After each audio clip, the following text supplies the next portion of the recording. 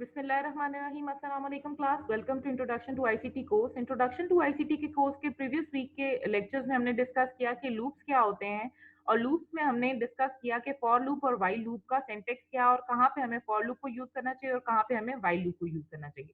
फिर हमने डिस्कस किया कि नेस्टेड लूप्स क्या होते हैं और किस तरह से हम नेस्टेड लूप्स के साथ काम कर सकते हैं, कौन से ऐसे सिनेरियोज हैं जहाँ पे हमें नेस्टेड लूप्स की जरूरत पड़ सकती है। इस वीक के जो वीडियो लेक्चर्स हैं उनमें हम डिस्कस करेंगे कि पाइथन में फंक्शंस क्या होते हैं, या जेनेरिकली किसी भी प्रोग्रामिंग लैंग्वेज के अंदर फंक्शन क्या होते हैं और क्यों हमें जरूरत है फंक्शंस की, क्यों हमें जरूरत महसूस हुई फंक्शंस को यूज करने की। फिर हम ये भी डिस्कस करेंगे कि कितने टाइप के फंक्शंस अवेलेबल हैं हमारे पास पाइथन लैंग्वेज के अंदर, और हमारे पास फंक्शंस किस तरह से वर्क करते हैं और कितने पार्ट्स होते हैं किसी भी फंक्शन के। ठीक है, so let's quickly move toward the definition of a function. Function basically in Python, a function, or but not particularly in Python, but in any programming language, a function is basically a block of code which is represented by a name to perform a particular task. ठीक है, हम कहते हैं कि किसी भी programming language में function क्या है, कोई भी block of code, block of statement जिसे हम एक नाम दे देते हैं, और उसका काम क्या होता है कि वो कोई भी एक पर्टिकुलर टास्क परफॉर्म करे। लेट्स सपोज हम कहते हैं हमने 4 लाइनें लिखी जो कि हमारे नंबर को बताती है कि ये नंबर इवन है या ऑड है। अगर मैं इस ब्लॉक को इवन का नाम दे दूं तो मैं कहूंगी ये मेरे पास एक इवन का फंक्शन है। ठीक है, अब इसका फायदा क्या है कि मैं जब भी इवन नंबर फाइंड आउट करना चाहूंगी मैं यही जो इवन का फंक्शन है ये यूज कर लूंगी। तो मुझे बार बार वो 4 लाइनें लिखने की जरूरत नहीं पड़ेगी, बल्कि एक लाइन लिखूंगी तो मेरा वो जो इवन फाइंड आउट करने का काम है वो हो जाएगा। ठीक है, तो इसका मतलब क्या है कि जब आप फंक्शंस लिखते हैं तो आपके पास कोड की रीयूजेबिलिटी बढ़ जाती है। रीयूजेबिलिटी का क्या मतलब है कि आप कोड को दोबारा दोबारा से इस्तेमाल कर सकते हैं, बजाय इसके कि आप वो कोड दोबारा लिखें, आप उस कोड को फंक्शन के नाम के साथ दोबारा से इस्तेमाल कर सकते हैं। ठीक है, अगर हम बात करें पाइथन प्रोग्रामिंग लैंग्वेजेस की, तो जनरली आपके पास प्रोग्रामिंग लैंग्वेजेस के अंदर फंक्शंस को 2 ब्रॉड कैटेगरीज के अंदर डिवाइड किया जाता है। एक कहा जाता है बिल्ट इन फंक्शंस और दूसरों को कहा जाता है user defined functions. As the name indicate, built in functions क्या होंगे, जो कि ऑलरेडी किसी ने आपको बना के दे दिए हैं और आपका क्या काम है कि आप उन्हें यूज करें। ठीक है, और यूजर डिफाइंड फंक्शंस कौन से होंगे, जो कि हम अपनी मर्जी से डिफाइन करते हैं अपनी जरूरत के अकॉर्डिंग। ठीक, अब बिल्ट इन फंक्शंस क्या होते हैं आज की इस वीडियो में हम डिस्कस करेंगे। यूजर डिफाइंड फंक्शंस को हम नेक्स्ट वीडियो में डिस्कस करेंगे।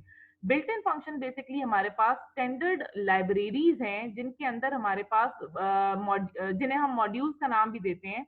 बिल्ट इन फंक्शंस उनके अंदर ऑलरेडी किसी ने बना के रख दिए हैं। अब हम क्या करते हैं, हम उन मॉड्यूल्स को इंपोर्ट करते हैं और उन फंक्शंस को यूज करते हैं। ठीक है, जैसे हमने ऑलरेडी डिस्कस किया कि रीयूजेबिलिटी बढ़ाने के लिए फंक्शंस को लिखा जाता है। तो जो डेवलपर्स हैं उन्होंने कहा बजाय इसके कि एक काम जो ऑलरेडी किसी ने किया हुआ है, लेट्स सपोज एडिशन का काम है या साइन किसी ने फाइंड आउट किया हुआ है, तो बजाय इसके कि आप साइन का फंक्शन खुद दोबारा से बनाएं, you can import the math module and use it directly instead of writing that code again. ठीक है, तो रीयूजेबिलिटी का मतलब है कि बार बार लिखने की बजाय आप उस कोड को दोबारा से इस्तेमाल कर रहे हैं। ठीक है, अच्छा, हमने पाइथन लैंग्वेज के अंदर बहुत से जो बिल्ट इन फंक्शंस है वो अभी तक यूज भी किए हैं, जैसे कि हमारे पास प्रिंट का फंक्शन है, हमारे पास इनपुट का फंक्शन है, हमारे पास इवैल का फंक्शन है, हमने इंट का फंक्शन यूज किया, हमने फ्लोट का फंक्शन यूज किया, हमने फॉर के अंदर रेंज का मेथड यूज किया था, हमने टाइप फाइंड आउट करने के लिए कि हमारा जो फंक्शन जो वेरिएबल है ये किस टाइप का, हमने टाइप की वैल्यू का फंक्शन भी यूज किया था। तो ये वो सारे फंक्शंस हैं जो कि ऑलरेडी आपको पाइथन की स्टैंडर्ड लाइब्रेरी के अंदर मिलते हैं। ठीक है, हम खुद नहीं लिख रहे, ये किसी ने लिखे हैं और हम इनको यूज कर रहे हैं। ठीक है, अब लेट्स सपोज कि हमें किसी मॉड्यूल को इंपोर्ट करना है, तो हमारे पास इंपोर्ट करने के 3 तरीके हैं। लेट्स सपोज हमने मैथ की जो मॉड्यूल है उसको इंपोर्ट करना है, तो हम क्या लिखेंगे, from math import square root. ठीक है, तो इससे क्या होगा कि डायरेक्टली आपने मैथ की लाइब्रेरी जो लाइब्रेरी है या मैथ का जो मॉड्यूल है उससे आपने स्क्वायर रूट के फंक्शन को इंपोर्ट कर लिया, तो आपने डायरेक्टली इसको इंपोर्ट करके यूज कर सकते हैं। अगर आप सिर्फ एक कोई फंक्शन नहीं इंपोर्ट करना चाह रहे बल्कि मोर देन वन फंक्शन को इंपोर्ट करना चाह रहे हैं, तो आप लिखेंगे from math import star. Star का मतलब क्या है कि import all the functions that are available in math library. ठीक है, अगर आप किसी एक नाम को मेंशन नहीं करते बल्कि स्टार लगा देते हैं तो आप कहेंगे import all from this math library. ठीक है, और तीसरा तरीका क्या है कि आप सिंपली लिखें इंपोर्ट मैथ। ठीक, अच्छा, अब हम जब वर्किंग विद फंक्शन की बात करते हैं तो उनको हम यूज कैसे करते हैं ये हम देख लेते हैं पहले इसको यूज करके। हम कहते हैं कि हम यहाँ पे फ्रॉम मैथ इंपोर्ट SQRT, ठीक है। हम स्क्वायर रूट को इंपोर्ट कर लेते हैं। हम यहाँ पे एक वेरिएबल लिखते हैं x इक्वल टू 16 और हम यहाँ पे लिखते हैं print square root of x। Save किया और हमने रन किया तो हमारे पास जो स्क्वायर रूट है वो 16 का स्क्वायर रूट हमारे पास आया 4.0, तो वो फाइंड आउट होके हमारी स्क्रीन पे प्रिंट हो गया, ठीक है। दूसरा तरीका हमने क्या किया था, हमने कहा था फ्रॉम मैथ इंपोर्ट ऑल, ठीक है। इंपोर्ट ऑल का मतलब है इसके अंदर स्क्वायर रूट भी इंपोर्ट हुआ होगा। तो जैसे ही हमने किया हमारे पास स्क्वायर रूट का जो फंक्शन है वो भी साथ इंपोर्ट हुआ है। ऑल का मतलब है all the function that are available in math module. तो हमने यहाँ से जब वो यूज किया तो हमने 4.0 16 का स्क्वायर रूट फाइंड आउट कर लिया। अब लेट्स सपोज तीसरा जो मेथड है वो है इंपोर्ट मैथ, ठीक है। हमने मैथ इंपोर्ट किया और हम रन करते हैं तो हमारे पास एरर आ गया कि SQRT इज नॉट डिफाइंड, हालांकि अभी हमने यूज किया मैथ के अंदर ही वो डिफाइन है। तो अब हम क्या करेंगे, इसको सॉल्व करने के लिए हम यहाँ पे लिखेंगे कि मैथ की लाइब्रेरी जो आपने यूज की है उसके अंदर, ठीक है। ये तरीका है जब आप इंपोर्ट यूज करेंगे तो जब आपने डॉट लगाया तो ये वो सारे मेथड हैं जो कि मैथ के अंदर मौजूद है, ठीक है, मैथ की लाइब्रेरी के अंदर मौजूद है। तो हमें इसमें से जो भी यूज करना होगा, हमें स्क्वायर रूट का यूज करना है तो हम ढूंढते हैं हमारे पास स्क्वायर रूट का फंक्शन कहाँ पे है, SQRT, ये, ठीक है। तो हमने लिखा SQRT ऑफ x। तो हमने मैथ की लाइब्रेरी में से स्क्वायर रूट के फंक्शन को इंपोर्ट कर लिया और अब हम इसे जब रन करेंगे तो हमारे पास 4.0 आंसर आ गया, ठीक है। तो नाउ लेट्स मूव बैक और देखते हैं कि है क्या वर्किंग ऑफ फंक्शन। बेसिकली क्या है कि फंक्शन आपके पास कोई भी एक स्पेसिफिक कोड है जो कि प्रोसेसिंग के लिए आपको जरूरत होता है, ठीक है। कोई भी आपने एक आउटपुट जनरेट करनी है तो हम फंक्शन के अंदर उस कोड को लिख देते हैं। One example of function is the mathematical square root function. Python has a function in its standard library named square root. Square root function accept one numeric, that is integer or floating point value and produce a floating point result, ठीक है। अभी हमने क्या देखा, हमने देखा कि हमने स्क्वायर रूट के आगे ब्रैकेट डाल के एक न्यूमेरिक इंटीजर इसके अंदर जो कि हमने 16 था वो पास किया, ठीक है। 16 को हम पैरामीटर भी कह सकते हैं या आर्गुमेंट भी कह सकते हैं कि 16 को हम स्क्वायर रूट को हमने 16 एज एन आर्गुमेंट पास किया, ठीक है।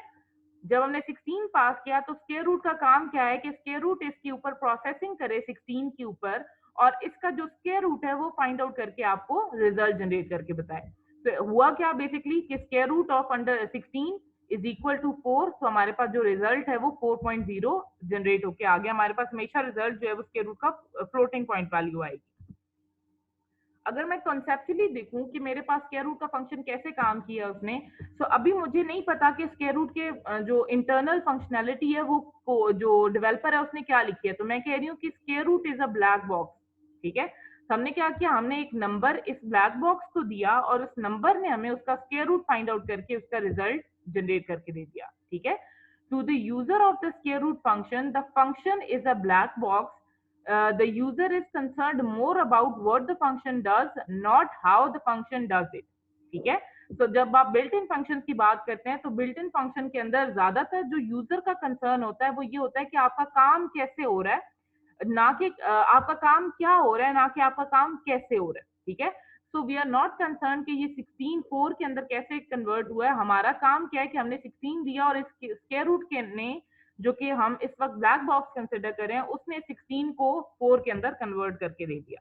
मोस्टली हमारे बिल्ट इन फंक्शन ये काम करें। जब हम यूजर डिफाइंड फंक्शन की बात करते हैं तो then we are actually designing this black box, ठीक है। अच्छा, अब हम आते हैं कि फंक्शंस के कितने पार्ट होते हैं। सबसे पहले अगर हम यूजर के पर्सपेक्टिव से देखें तो, या जो क्लाइंट होता है जो आपका फंक्शन यूज कर रहा होता है उसके पर्सपेक्टिव से देखें तो हमारे पास जो फंक्शन है उसके 4 इंपॉर्टेंट पार्ट्स होते हैं, ठीक है। एक सबसे पहला फंक्शन का नाम क्या है, दूसरे होते हैं उसके पैरामीटर्स। पैरामीटर्स का मतलब है जो कि आप argument as an argument value pass कर रहे होते हैं उसे। तीसरी चीज होती है कि किस टाइप का रिजल्ट जनरेट कर रहे हैं और चौथा जो बॉडी हम कहते हैं कि body is basically the black box, ठीक है। सबसे पहले जब हम नेम की बात करते हैं, every function has a name that identifies the code to be executed, ठीक है। जैसे हमने कहा था कि हम हर वेरिएबल का नाम रखते हैं, इसी तरह से हम जो भी फंक्शन रखें लिखेंगे हम उसको उसके नाम के साथ रिप्रेजेंट करेंगे। अब नाम के लिए वही रूल्स हैं, फंक्शन के नाम के लिए भी वही रूल्स हैं जो कि हमने वेरिएबल के नाम को रखते हुए पढ़े थे कि स्पेस नहीं होनी चाहिए, अंडरस्कोर से स्टार्ट हो सकता है, इंटीजर से स्टार्ट नहीं हो सकता। आपके पास स्पेशल वेरिएबल्स में सिर्फ आप अंडरस्कोर यूज कर सकते हैं, उसके अलावा कोई भी वेरिएबल यूज नहीं कर सकते, कोई भी स्पेशल कैरेक्टर आप यूज नहीं कर सकते। तो ये वो सारे रूल्स हैं जो कि आपने फंक्शन को के नाम को डिसाइड करते हुए जहन में रखने हैं। दूसरी इंपॉर्टेंट बात ये है कि फंक्शन का नाम हमेशा ऐसा होना चाहिए जिसको पढ़ के आपको समझ आ जाए कि इस फंक्शन की फंक्शनैलिटी क्या होगी। लेट्स सपोज आपका सम का फंक्शन है, तो आप उसका नाम या तो सम रखें या आप उसका नाम ऐड रखें या एडिशन रखें, कुछ ऐसा नाम रखें ताकि आपको पता चले। आप उसका नाम ए नहीं रखें, ठीक है, ताकि बाद में जो यूजर आने वाले हैं जो आपका कोड रीयूज करना चाहें तो उनको फंक्शन के नेम के थ्रू पता चल जाए कि ये फंक्शन क्या करेगा, ठीक है। अब फिर आते हैं दूसरी चीज जो कि पैरामीटर्स है। Function must be called with certain number of parameters, each parameter must be correctly type. इसका मतलब क्या, जैसे स्क्वायर रूट में हमने देखा कि हमने 16 को पास किया, तो 16 was basically the parameter of square root function, ठीक है। आपके पैरामीटर इंटीजर भी हो सकते हैं, फ्लोट भी हो सकते हैं, स्ट्रिंग भी हो सकती है, कोई भी आपका इंटीजर की टाइप कुछ भी हो सकती है। अच्छा, तीसरा है कि रिजल्ट टाइप। हमारे पास फंक्शन हमेशा कुछ ना कुछ रिटर्न करता है। जब हम बात करते हैं पाइथन की, तो पाइथन में फंक्शन जो फंक्शंस हैं वो हमेशा कुछ ना कुछ रिटर्न करते हैं। बाकी प्रोग्रामिंग लैंग्वेजेस में हमारे पास केसेस होते हैं, कुछ केसेस में रिटर्न करते हैं, कुछ केसेस में रिटर्न नहीं करते, ठीक है। लेकिन पाइथन के अंदर हमारे पास हमेशा फंक्शन कुछ ना कुछ रिटर्न कर रहा होता है। A function returns a value to its caller. Generally a function will compute the result and return the value to the user. अब हम जब भी फंक्शन को यूज करते हैं तो हम कुछ वैल्यू रिटर्न करवाते हैं। रिटर्न करवाने का मकसद क्या होता है कि हम उस वैल्यू को दोबारा से अगर इस्तेमाल करना चाहें as an input to another function तो हम यूज कर सकें, ठीक है। The user use this result must be compatible with the function specified result type. A function result type and its parameter type can be completely unrelated. तो कहते हैं कि आपके पास जो रिटर्न टाइप है बेसिकली वो वैसी होनी चाहिए जो कि आपको रिक्वायर्ड है।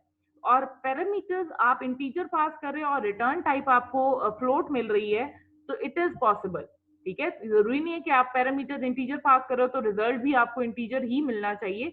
इट इज कंप्लीटली अनरिलेटेड कि आप क्या पैरामीटर्स पास करें और आपको रिजल्ट क्या मिलता है। देन बॉडी ऑफ फंक्शन क्या है, basically body of the function वो कोड है जो कि आप इंडेंट करके लिखते हो, जो कि आप अपने फंक्शन को बताते हो कि इस फंक्शन ने ये प्रोसेसिंग करनी है। जैसे कि हम कहें दो नंबर्स को सम करना है, ठीक है, तो हम उस कोड में बताएंगे कि ये जो दो नंबर यूजर ने पास किए हैं उन दो नंबर्स को आपस में सम करके इनका रिजल्ट रिटर्न करवा। तो बेसिकली ये जो कोड है इसे हम कहते हैं, ये हमारे पास बॉडी ऑफ द कोड है, ठीक। सो that's all for today's lecture. ये हमारे पास है बिल्ट इन फंक्शंस। अपने नेक्स्ट वीडियो में हम डिस्कस करेंगे कि यूजर डिफाइंड फंक्शंस क्या है और किस तरह से हम यूजर डिफाइंड फंक्शंस को यूज करेंगे। और अपनी प्रैक्टिस वीडियो के अंदर हम देखेंगे कि हम किस तरह से बिल्ट इन मॉड्यूल्स को इंपोर्ट करते हैं और किस तरह से उन्हें हम यूज करेंगे। हम अपने टर्टल का जो मॉड्यूल है उसको भी यूज करेंगे। हम प्रैक्टिस वीडियो के अंदर हम टर्टल के मॉड्यूल को भी यूज करेंगे, हम मैथ के मॉड्यूल को भी यूज करेंगे, हम टाइम के मॉड्यूल को भी यूज करेंगे और इनकी रैंडम के मॉड्यूल को भी दोबारा से यूज करेंगे ताकि हमारे पास हमें पता चल जाए कि बिल्ट इन मेथड को हमने किस तरह से इंपोर्ट मॉड्यूल्स को इंपोर्ट करके यूज करना है, ठीक है। So that's all for today's lecture. Hope to see you again.